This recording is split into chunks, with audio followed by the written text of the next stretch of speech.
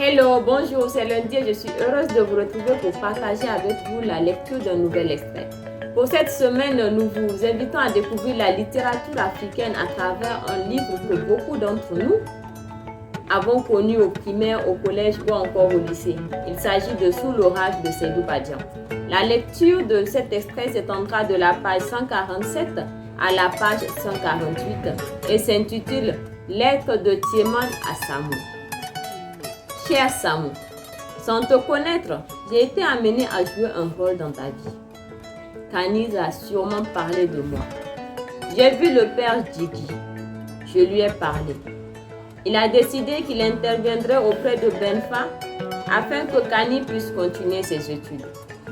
Or, si Kani continue ses études, tu seras son mari. Voilà donc qui est fait. J'ai appris que tu es un brillant garçon. Sache que Kani est aussi une fille qui mérite beaucoup.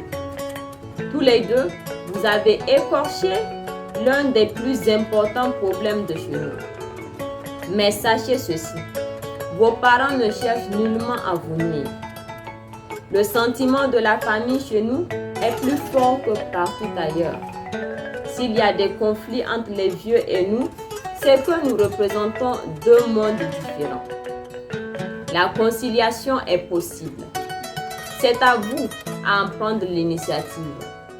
Nous avons vécu coupés de notre monde.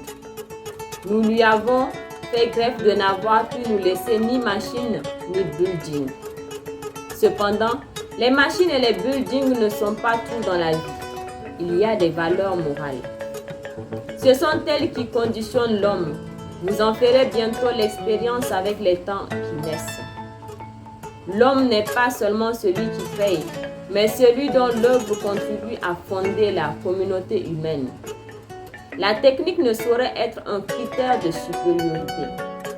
Elle n'est en quelque sorte qu'une volonté, une orientation, un besoin. De nouveaux problèmes se posent à nous. Il s'agit de rétablir un équilibre détruit par l'aveuglement et la recherche des intérêts égoïstes. Ayez le courage de marcher de l'avant. Chez nous, on croit. Chez nous, la ferveur est possible. Et chez nous, la fraternité est une vérité. Marchez avec nos valeurs. Marchez courageux et refusez la haine.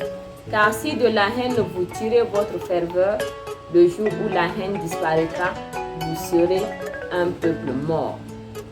Tieman. Alors, je encourage vraiment toutes les personnes qui n'ont pas encore lu ce livre à le découvrir parce que c'est un livre que vous trouverez très intéressant et qui parle de beaucoup de réalités africaines. Merci et à très bientôt.